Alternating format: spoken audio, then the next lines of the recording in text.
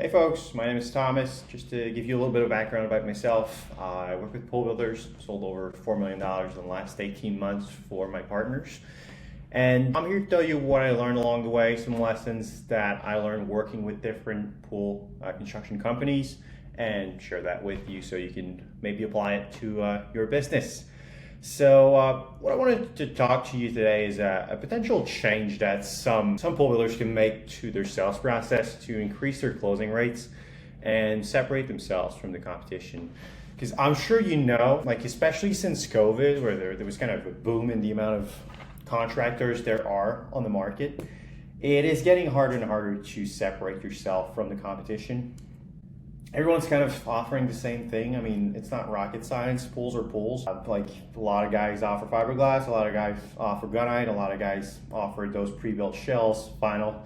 So it is kind of getting hard to build a moat for yourself. So how you're going to differentiate yourself is starting to be taken away from like the service itself, and more emphasis is being put on how you present your offer, how you structure your sales process, how you present yourself. And so I think the status quo right now, like what builders do, it's going to start with a site visit. So people call, set up a free consultation, visit the property with them, talk about their project. Then you're going to take some site measurements, take some photos, work on the design. I know a lot of you guys may not offer 3D designs. That's the first thing I would probably highly recommend you do. To like, it's not even at this point, it's not even setting yourself apart from the competition, it's just following suit. It's getting standard in the industry. You can't even charge for them anymore because everyone does them for free. But yeah, take site measurements, start working on the design. Once the design is done, a lot of people will just email the design over to the customer with a proposal, let them marinate with that. What happens is you rarely hear back. You get kind of lost among 3 to 4 other contractors, because that's another thing. It's very common in the industry for customers to work with 3 or 4 contractors and then settle on the best one. But what happens, we're human, that also counts for the customer. They have their lives, they have different things taking away from their attention on the pool project. And a lot of the times if they don't go for the cheapest one, which honestly those customers are not really the one you'd want to be working with anyways.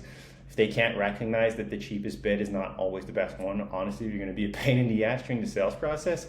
But what happens is generally it's basically a lottery. Like they're just going to pick whichever one they talk to last at the end of the day. It's very hard to set yourself apart. And like the issues with this is you kind of have limited control over the outcome, since again it's kind of a lottery. You're kind of dictated by luck at this point on whether or not the customer is going to pick you over the other contractors.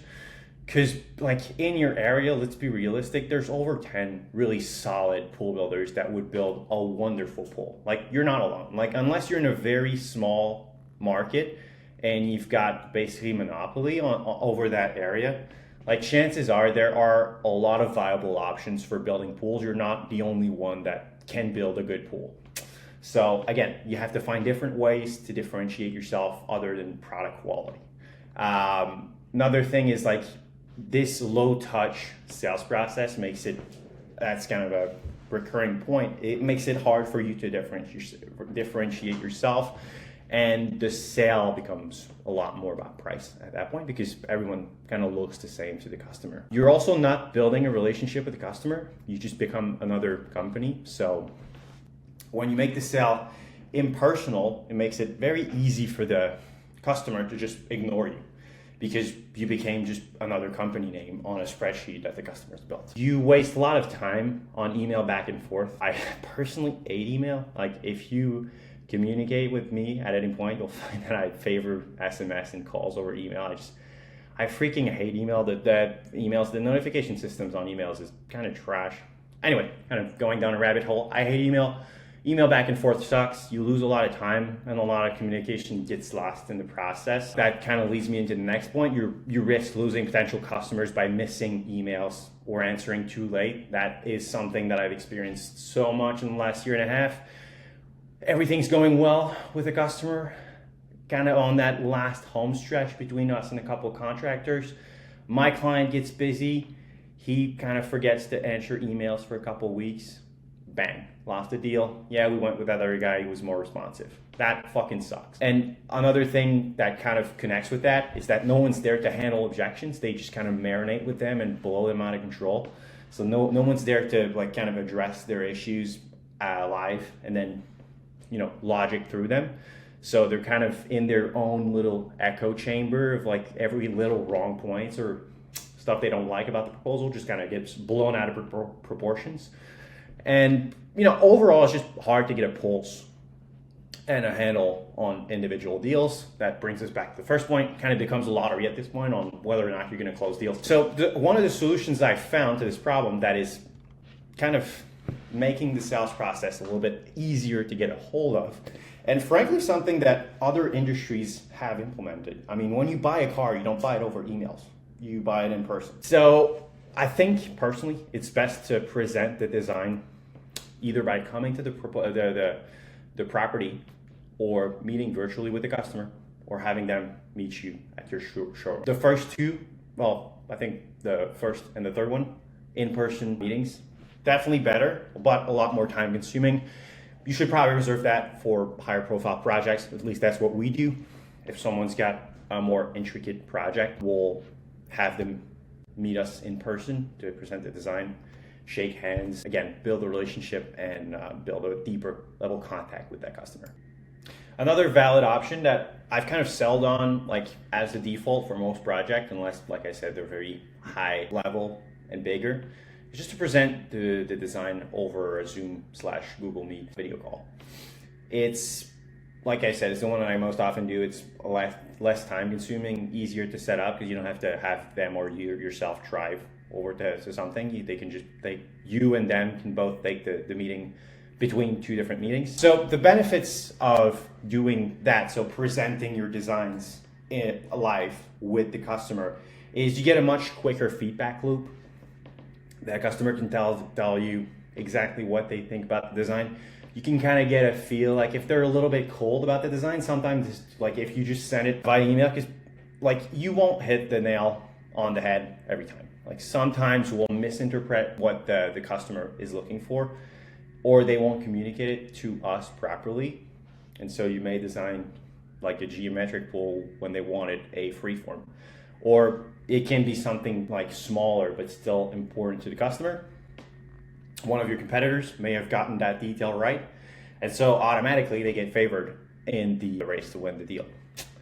By being on a call or in person, you can kind of tell, like as you present the design, you can kind of tell in their facial expression or just the way they talk about the design if they're in love with it or not. Because let's be honest, if it's a big project, like something above like 50 to 60K, where below that it's kind of become just a hole in the ground with water in it, you can kind of tell if they're in love with the design. It's kind of important in the design and in their buy-in to your company. Like you can also make changes on the fly with the customer.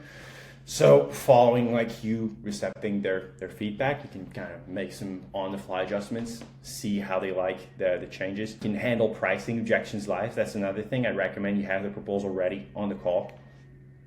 After you've presented the design and you feel like they're comfortable with it, you've made the changes, you can present the price live with them. See what their reactions are. If you think that it's like they're reacting poorly to it, they got sticker shock. That's a very important point to address. Did you have any lower quotes? What did you think it was going to cost? And then starting to justify your price because you got higher value, better warranties, like because you want to. That's another thing. You want to compare apples to apples. Like help the customer compare apples to apples. Because I know, I hope you guys don't do it.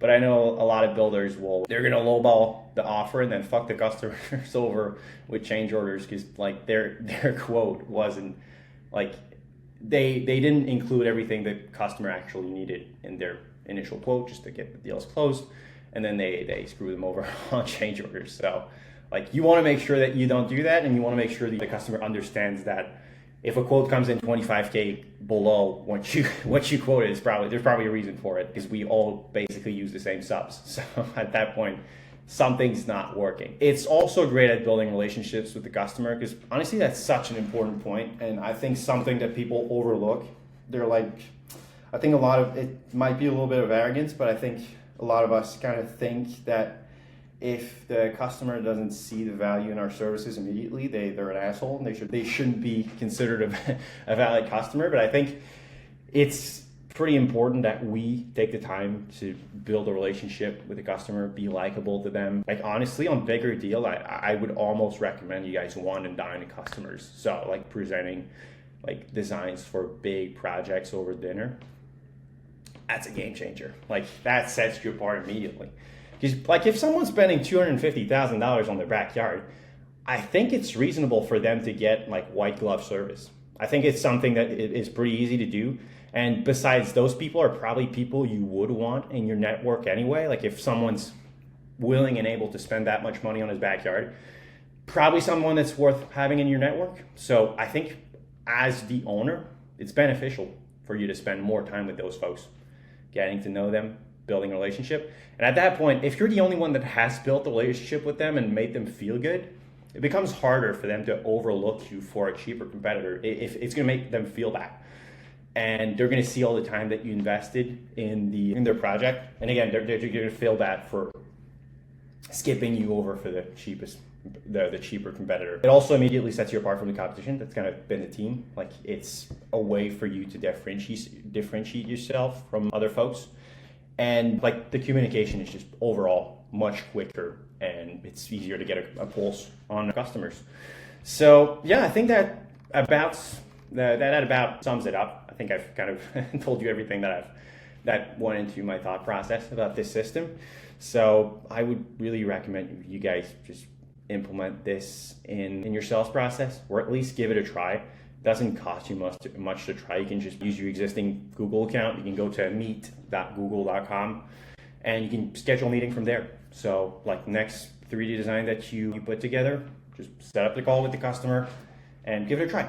If you don't like it, you can leave it there, but I honestly think you're gonna find it really helpful during your sales process. So also quick plug before I leave you guys to it. Like I said at the beginning, I've helped sell over $4 million in pools over the last 18 months.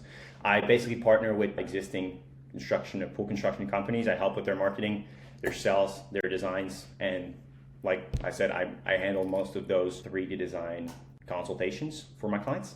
So it's all commission based. There's no setup fees, no monthly retainers. The only thing you have to pay out of pocket is your advertising spend. So the money you spend with Facebook or Google or print marketing or billboards or whatever, we don't cover that. But like all of the labor and time and expertise dedicated to your account is all commission based. So I will say I work with a very limited amount of partners because it's commission based, and my partners need to be able to close. If like your company's got poor reviews or is pretty new, I might not be able to work with you. But yeah, if you qualify, I think you would love, and I would love working with you. So you can look at the pinned comment below. So if you scroll down a little bit, I will pin a comment to tell you how you can get in touch with me. So that sums it up. I hope you guys found this video useful, and I'll see you guys on the next one.